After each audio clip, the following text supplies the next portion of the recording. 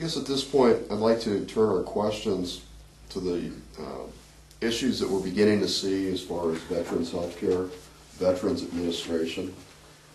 And Dr. Farley, can you explain to everyone what is the Veterans Administration? How do they provide services for veterans?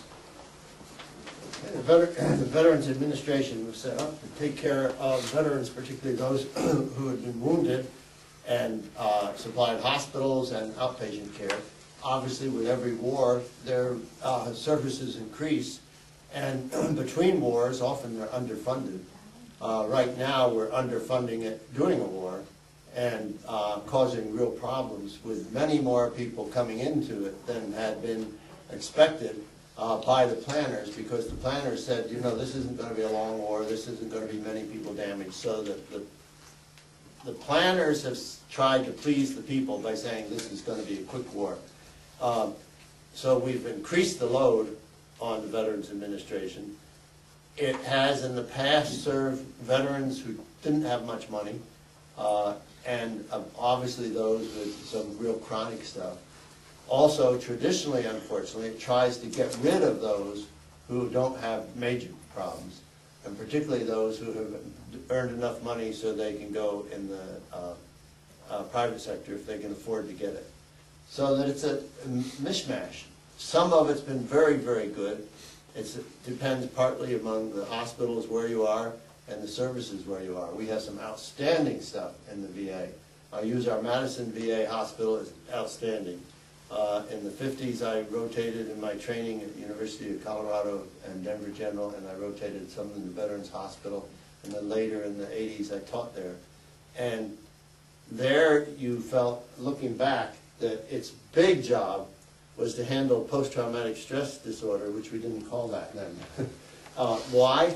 Because you'd come through thinking, the Veterans Administration Hospital is dedicated to alcoholism and death from excess tobacco. And as you did the studies on post-traumatic stress syndrome or disorder, who has the biggest problem with tobacco and other things is those with post-traumatic stress. So what I saw made me think, I used Denver, that they were doing a pretty good job. Here in Wisconsin, where it's both are closely related to the universities, one University of Colorado, one University of Wisconsin, both give outstanding care, but I think our university hospital here and our Veterans Hospital are exceptionally good and outstanding. So that you can go to other places and they're not as good, but that's the same with civilian hospitals. The unfortunate thing, I'm answering more than you questioned, and maybe avoiding what you questioned, but the unfortunate thing is, if I'm in a military hospital, the Department of Defense is paying for it. Now, the budgeteers say we can't take money away from the front lines to take care of people who are injured.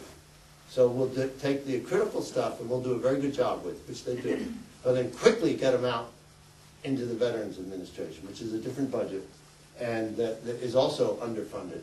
So it's a shifting around, just like the private sector healthcare system, because if I'm an insurance company, I sure don't want somebody unhealthy to be covered by, I only want healthy people. So let's get them rid of them quickly.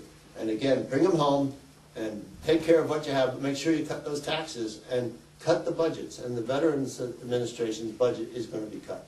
2008 budget is cut. Yeah. Right, and it's about $2 billion.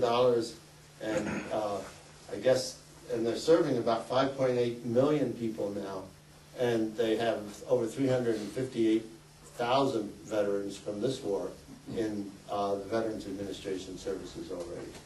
And we'll have a lot more, and it's going to be long-term, lifetime, and it's time we Americans recognize that the cost of war is going to be a lifetime. And if I'm damaged, we got to get the civilian healthcare system so good that it absorbs everybody with high-quality coverage, and doesn't say, well, your wife is probably covered, but you know, many wives had to go on welfare when the people were in the service, couldn't get good health care coverage. Everybody should be covered, period. So I'm mixing the two, the civilian and the military. You're going to say something. Well, I was just going to say something about what is the Veterans Administration, though. It is a publicly funded hospital and outpatient system. And it has had a bad reputation for many early on in our time. VA hospitals were just sort of known, as Gene said, for alcoholics and smokers and later drug addicts. And then people began to do research and understand post-traumatic stress syndrome, what we used to call shell shock in the world. We've heard a lot about the problems of Walter Reed. Is this an isolated incident as far as one facility, or is this a system-wide problem for the Veterans Administration? But it's not an isolated problem. And again, as far as I'm concerned, it's part of it's an underfunding problem. That we have unmet needs and also an over-enthusiasm for privatizing some of the services. Now, again, I think that and here's my ignorant bias, when the hospital was under control of a military type thing, it was clean. And it was all done by enlisted men or drafted men, but it was clean, it was well cared for, and the patients were well cared for. And when you farm it out to a subcontractor whose whole purpose is for investor profit, not to make sure they do the best job, but for investor profit, I can't tell you, I don't know, but it can be a problem.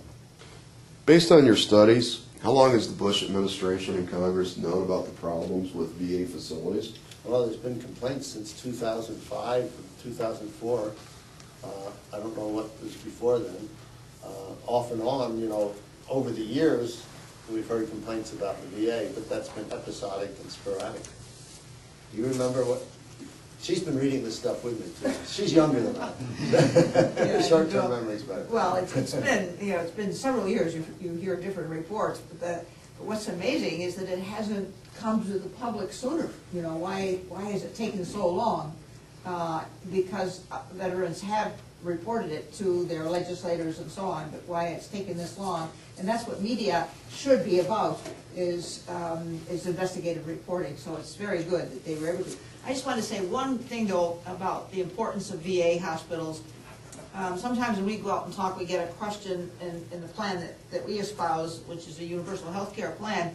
Would we do away with the veterans hospitals? And my answer to that would be no, absolutely not.